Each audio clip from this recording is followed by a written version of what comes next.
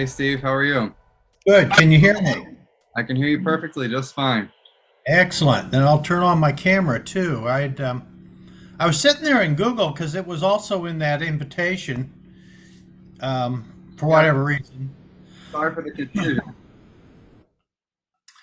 So, how's life out there? It's hot. It's hot and dry. What about yourself? Yeah, we got basically the same weather, hot and dry. We had a little rain last week, I think a quarter of an inch, and it's like, what's that ozone smell that comes with rain? It was like something so wonderful. You're thinking, oh boy, I love this, but it ain't going to be back for a while. Yeah, well, I'm from Philadelphia and every year it rains a lot there, so I haven't had rain in a long time, so I miss it, you know. Yep, I didn't think I'd ever miss it, but I do. So what you're located in San Antonio, right? that is correct. Yes. Okay. Awesome. Awesome. Are you born and raised there? Born in Nebraska, grew up there, went to school there, left after college, kicked around, been in a number of different states, but have lived in Texas probably since 19. Moved here in 1981, left for a couple years, and came back in 1994. Okay. Okay. So I've been here a long time. Yeah, yeah, of course. I've only been to Texas just a couple of times, but all right. Well, thank you for joining the podcast today, How to Succeed an Entrepreneur's Guide, and I'm looking forward to getting to know you. So, in Okay. a few minutes, tell us about yourself and what you do. Well, I own a business. It's called Distinctive Image. It is a promotional products business. I kind of like the handle of saying that it's branding merchandise because it sounds a little fancier, but it boils down to the same thing. I work as a distributor. That means that most of my job is related to what you would call project management. I have a customer that wants something, I have a supplier that provides it. I'm the guy that works on both sides of that to keep everybody happy and keep things on time and um, make sure it's a successful transaction. I started this business because I wanted something to do in retirement. I wanted something that would keep me from thinking about playing golf because I think golf sucks, but that's just personal opinion. Um, and I've enjoyed it. It's had its ups and downs right now since the pandemic. I'm running it as the only employee. I'm just basically handling all aspects of it, and what I do in my spare time is basically my wife and I do a little traveling. Okay. How did you start the business? It was a year-long quest trying to find something that matched what my personal interests were. I consulted with some business coaches. I did a lot of research. I interviewed a number of different companies. I chose something I wasn't familiar with, so I ended up buying a franchise. And I kept the franchise going for 3 years and then dropped it once I kind of figured I knew pretty much the ins and outs of the business. Okay. And how Uh, long have you had your own practice? I've been doing this since 2008. A long time. A lot of Yeah. experience. All right. And tell us a little bit more about what your business and well, what separates you from your competition or other people that are in the business. It is a commodity business. You can go online and order products, the same stuff that I do. In fact, it's gotten to the point where if you want to, um, Shutterfly is a good example. Go to Shutterfly with your pictures and you can buy a mug, buy a t-shirt. You can go online and use a company and buy 1,000 t-shirts if you're interested. I think what makes me different is I got 30 plus years of business experience and I don't sell products. I try to get to know my customer well enough to make recommendations and to work in a collaborative fashion to solve problems. Right. Um, I have a couple of auto dealerships right now that are challenged by not having having enough technicians on staff. So I go back and think about, well, what was it like when I was recruiting? What are the touch points on finding people? What's the touch points on keeping people? And I share that information with my customers and trying to help them deal with this challenge that they're facing. Okay. And So, go ahead. so it's really more of a consultative type thing. And there are probably three things that I can interface on: brand awareness, team cohesiveness, and the last is offering some form of recognition or appreciation for individuals or groups. Those are really the three key things that promotional products can do. Okay. Why did you pick your industry? You said it matters to interests, right? It's something I can do from anywhere. And since I was thinking about retirement, thinking about travel, I was also considering not living in San Antonio. I mean, I didn't want to be tied to a geographic location. I didn't want to be tied to a business model that had me getting up every morning at 8 o'clock and unlocking a door somewhere and going into my new business. And then there were those things that I just absolutely knew I never wanted to do again. A good example of that is when I was young and started out, I worked in the food industry, and I knew absolutely positively I never ever wanted to go into that industry again. It is brutal. It is probably that and farming are probably the two things that I can think of that just can consume an individual, eat you up and spit you out with the amount of time and work that's involved in them. I mean, kudos to everybody who can make it work. I mean, seriously, but I just knew I didn't have what it took to survive either of those. And this business gives you the freedom to live how you'd like. Pretty much. I mean, if we weren't doing this, I could either be working or I could be out mowing the yard. I mean, it's um, and for me, having an opportunity to walk away from what I do for a little bit and coming back to it actually seems to help a lot with creativity. I think there's something to be said about letting your subconscious mind kind of run free. I mean, problems are hard to solve. And if you push at it too hard, you tend to walk yourself into a corner, or you shut down more opportunities than you open up. So a lot of times in business, being able to look at things differently, look at something different for a while and coming back seems to be a good way to overcome challenges, pitfalls, problems, that type of thing. Well, speaking of challenges and pitfalls, what are the biggest ones that you've encountered in your experience as a business owner? I will say, as a business owner, especially as a very small business owner, and now being a um, person in it, you got to wear all the hats. I mean, I got to do my accounting, I got to do my lead generation, I've got to do my order fulfillment, um, my own IT. There's everything relies on me. So my biggest challenge is time. Um, and finding enough time for lead generation is probably the one single thing that I've always had to be very sensitive to. Um, if I'm working on a large order, I could probably use up 3, 4, or 5 hours getting things organized. Um, and if I let a day get away without doing any form of lead generation, it can take 3 or 4 days to catch up.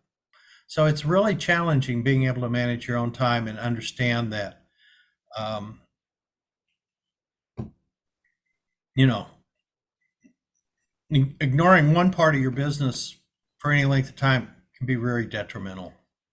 How did you overcome those challenges and, um, have the discipline to everything?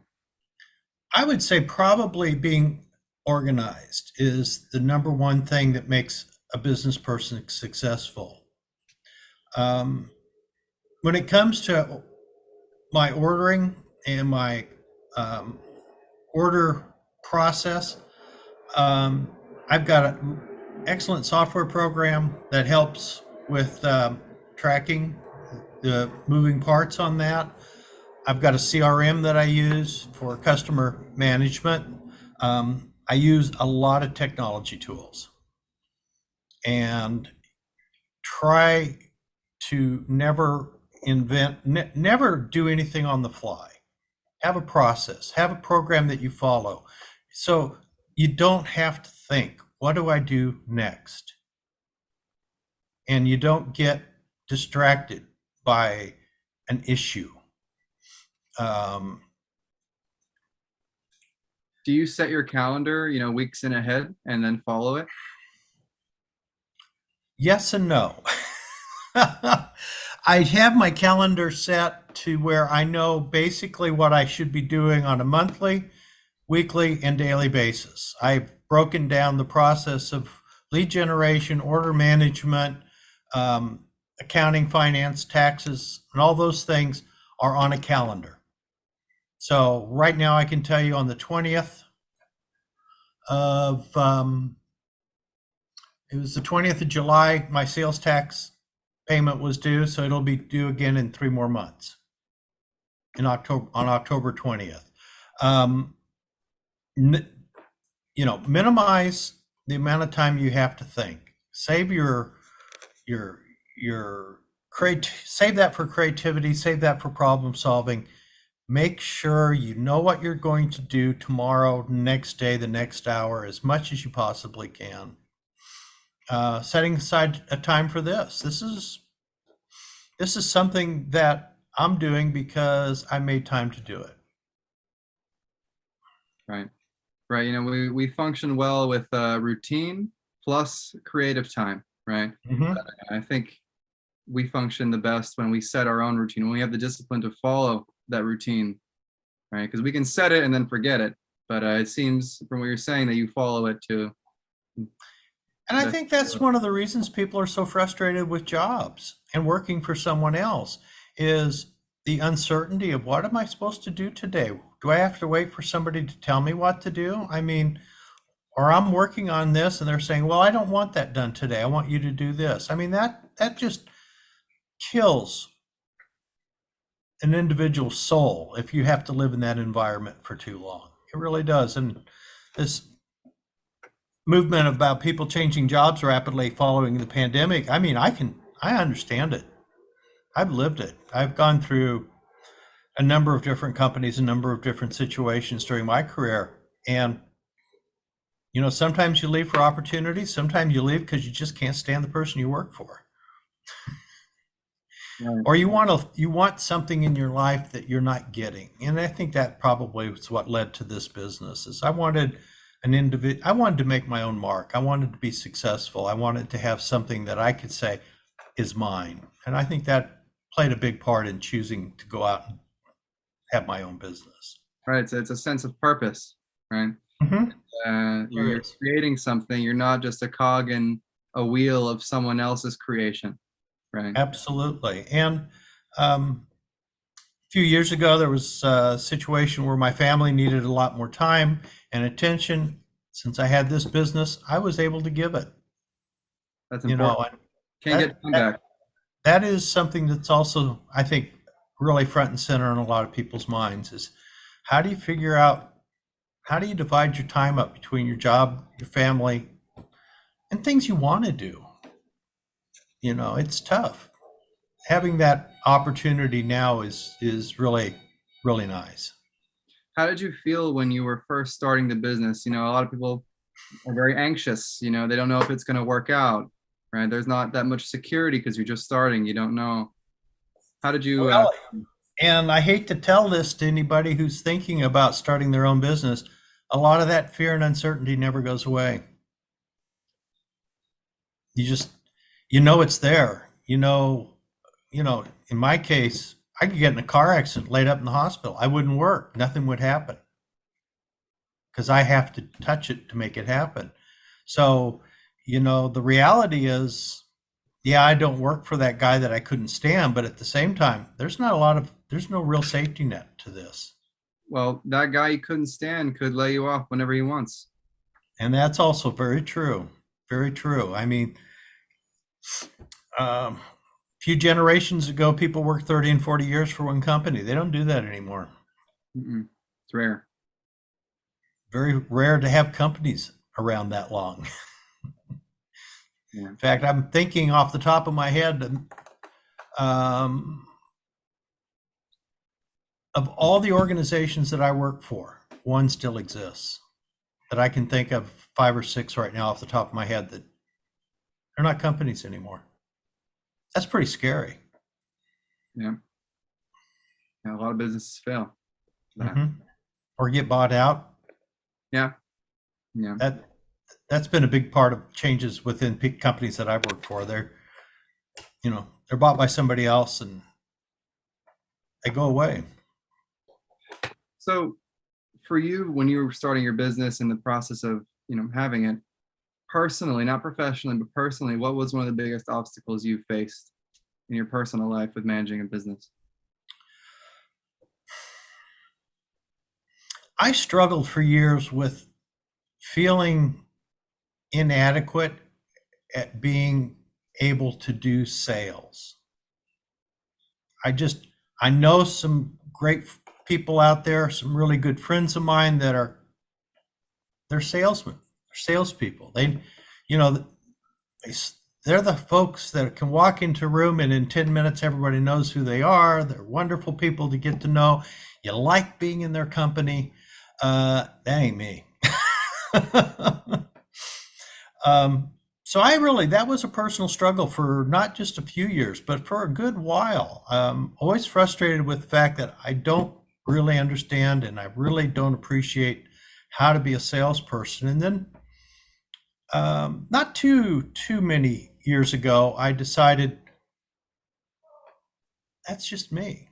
What am I good at? Well, what I was really good at when I worked for organizations before this company was solving problems, listening to people, and basically being a really good consultant. Even as an insider to a company, having good consultative sales can help people make better decisions. So I decided I was just going to be a consultant. I'm not going to be a salesperson. I really don't even talk about being a business owner. Um, I suppose some of my customers probably know that. I don't know if they all do because I never really talk about it in that respect. I go in and I want to know what's going on with them. I want to know how I can help them. Would you say that's helped your business grow? Is really understanding where your strengths lie? I And then think absolutely. Probably even more than growth, it's allowed it to survive. what about identifying, like, let's say your weakness is sales, right? Would you still put attention on maybe developing that skill more, or where are you in your journey regarding developing that? I think I have found an alternative for that. Okay. I think I have. I think looking at myself as a consultant um, probably fills that niche as well as I can. Um, Okay. but yeah, I mean, there are a lot of other things that one of the things that surprised me about this business, and when I look back on my life, especially when I was young, before college, I bet I had a dozen different things that I loved to do, and I did a lot of different things. And maybe this running a business for myself satisfies a lot of that same basic intrinsic needs of having a lot of things that I like to do, and I'm able to do them. Right. So, I mean, I think we all figure out who we are at some level and learn to make that work within the environment that we're at. Right. I mean, I get a lot of pleasure out of helping people. That's really admirable.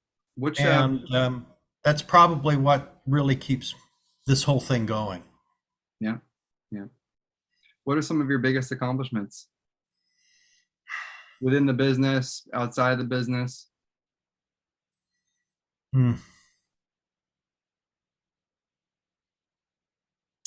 Wow, that's really a good question. Inside my business, I would say, as far as accomplishments, just getting to know a lot of different people. And basically, I would say 90% of the customers that I have ever done work for are still customers. You've large retention. Yeah. I mean, treat people right. You help them with a problem and they tend to come back to you. Um,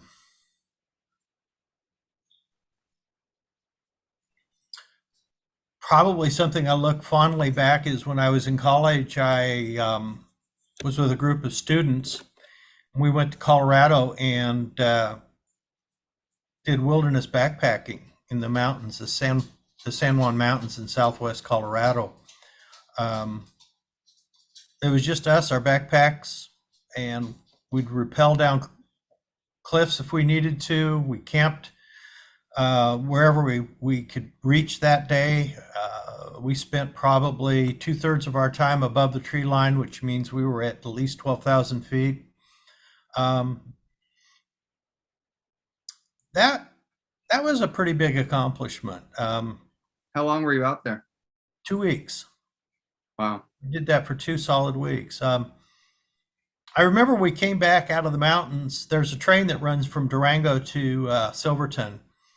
We took the train to Silverton on our first day, and then on the way back, we asked the train to stop about midway. We got off, spent 2 weeks in the mountains, and then there are places along the tracks backpackers can wait for the train, and it'll pick them up.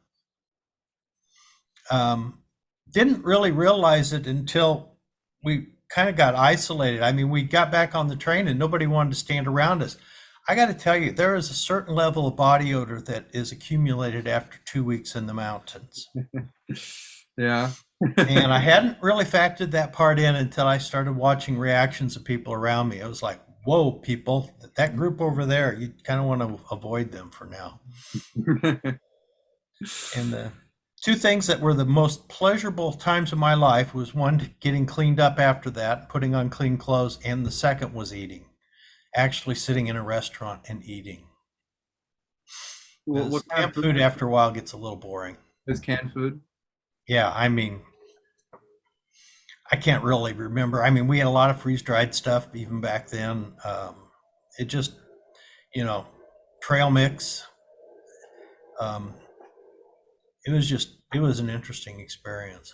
Did you encounter any dangerous animals out there? Well, if you count bears as being dangerous, yeah, they were.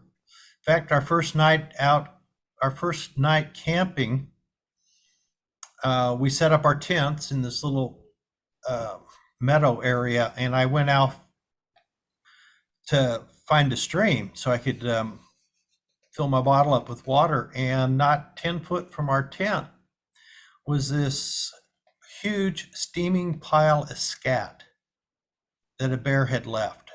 And since it was hot and steamy, would have meant it was left a few minutes ago. So that night was a little unnerving when we realized that we had bears probably within 10, 15 feet of where we were staying. Wow. And, all the food gets hauled up and high into a tree. You never do any cooking in your tent, or you keep all the food, anything you might have, trail mix, whatever. You make sure none of that is in your tent or around you. In fact, food is usually kept, no matter what it is, in a single bag, so it doesn't contaminate, the smell doesn't contaminate the rest of your kit. Right. You got to be kind of aware of those types of things if you want to do that. I know there's a lot of horror stories with people leaving food in their tent while they're sleeping. I mean, we all know what happens, right? Yeah, it's not good. And I was lucky. I grew up with a family, and we did camping, and not backpacking type camping, but we started off with tents and then eventually had a little pop-up camper. So getting into the national parks, getting out in the country, hiking, I love doing that. Still do. Yeah, that's something I really enjoy as well. But I have never backpacked for 2 weeks. I think it's on the bucket list. You need to put it on the list and pick a nice spot. I would definitely tell you that Durango Silverton area is well worth it. And just to kind of entice it a little bit, a lot of gold was found in that part of the world. And the reason for it is you're in the middle of a caldera, an extinct caldera. And while it was active, it was pushing a lot of minerals up to the surface. And that's how the gold got there. Hmm. So, you're hiking along these ridges and you don't see it. You physically don't see it, but there's a huge circle out there among those mountains. And that's the outside edges of a very, very big volcano. Mm-hmm. Is it the super volcano that Nope, the super volcano that's still active is in Yellowstone. yeah, yeah, I mixed them up. And you know, So but go ahead. and another place I was at when I was young was Mount Rainier, and of course the mountain that I climbed in Mount Rainier doesn't exist anymore because it blew its top too about 30 years ago. Really? Yeah, it was a mountain in Washington. Wow. So I'd like to say that the Mount Rainier I climbed was taller than the current one. Have you ever hiked an active volcano? No, no, no, no, no. I'm either not that brave or crazy. I know I'm a not friend sure. who's done that, and it was, I don't know. And you can do it in Mexico. I mean, there's in other places. I mean, you don't have to go far to find one. Yeah, yeah. In your business, when you were going through your career, what are some leaders or um, business owners that you've looked up to? Probably one that I learned a great deal from was Stephen Covey. And what are the main things you learned from him? Um, his his habits for business, the 7 habits. I mean, he was a very insightful individual, very current during the period of time that I kind of was in the middle of my career. Um, the 1 Minute Manager by Kim Blanchard was another very interesting book that I remember reading. Um, Stu Hinke wrote a book just recently he's out doing a nice tour on about comparing how businesses are like weeds, kind of a tongue-in-cheek kind of approach to business strategies. Have a weed mentality. Highly recommend it to anybody in your audience that is looking for something fresh and new. I also like to read about trends in business and in the world.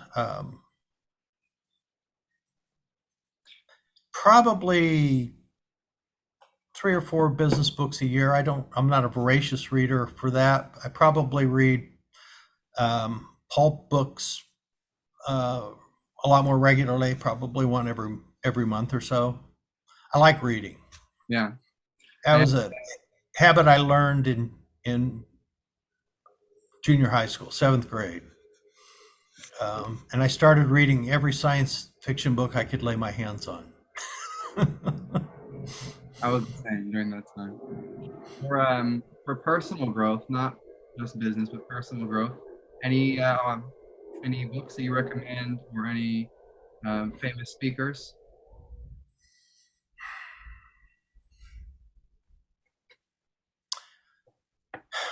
Nothing drops as far as personal growth. I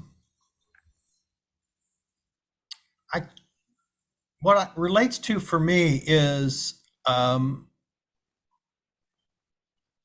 my lost years.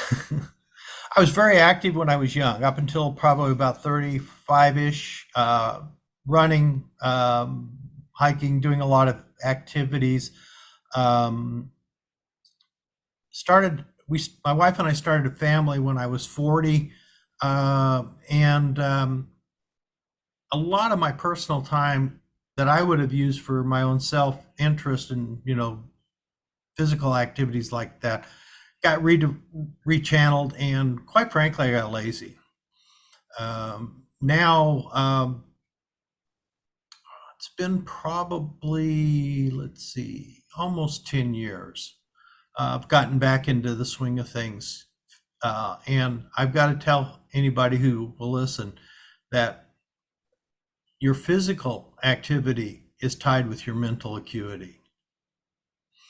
That's right. And as you age, don't, your ability to stay fresh and new and think clearly is really tied to how well your body's working. And I'm a big proponent of that philosophy that the mind and the body are tied together. You can't ignore one without the other one suffering. Busy hands, healthy mind. Yes, absolutely. Absolutely. Right. What's your biggest financial lesson that you've learned over the years?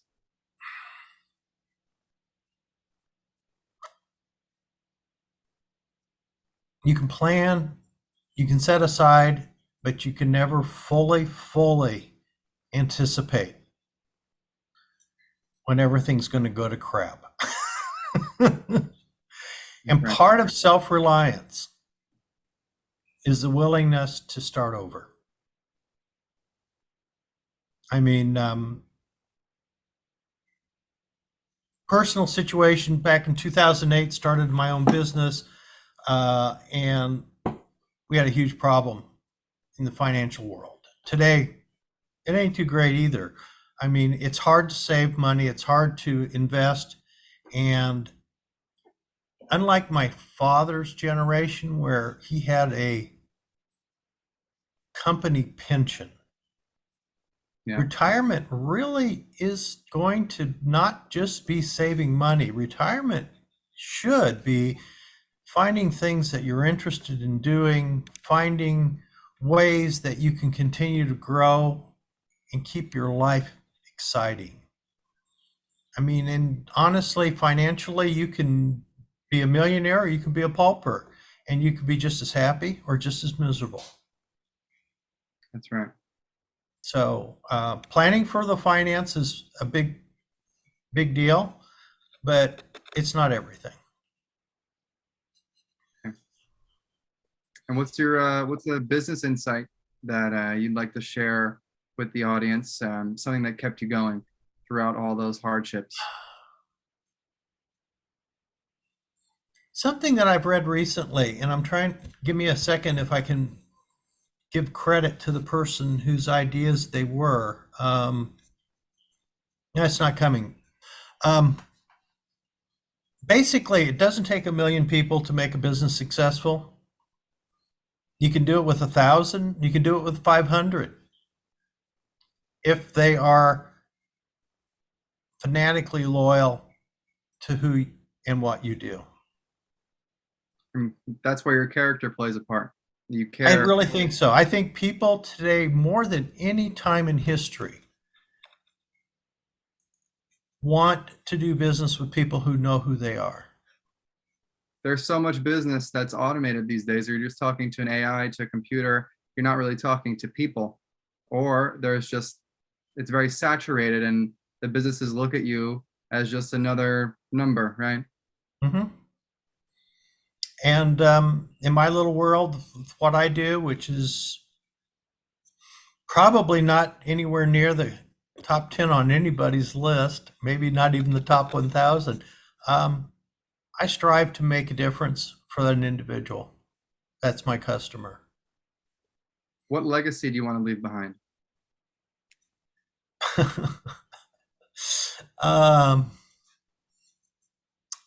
I'm not really sure I've given that any thought. I joke with my wife. One of our pastimes is when we still go to Southwest Colorado. We still go to the Durango Silverton area, but instead of doing backpacking today, we've got a motorhome and a Jeep, and we go up those mountains on the old mining trails that are all over that part of the world. And I jokingly tell my wife, when I pass away, just put me in the Jeep, make the hole big enough to bury us both together, because that's really one of the things that we do together that's really a lot of fun.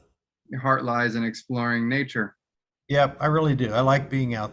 And if I had to choose seashore or mountains, it's no contest. I enjoy the mountains so much more. That's really where I feel revived. But I'm the opposite. I do love the mountains, but I grew up by the sea, so it always has a place in my heart. Well, So I'm married to somebody who thinks the sea beats the mountains too. So life is a compromise, you know. yeah, Um, we're 3.5 hours from the coast, so the likelihood of getting to the on a sandy shore is much higher than the 14 or 16 hours it takes to get to Colorado. yeah. So, with that in mind, what causes do you care about most? So that whether that be nature preservation or the causes that people donate to.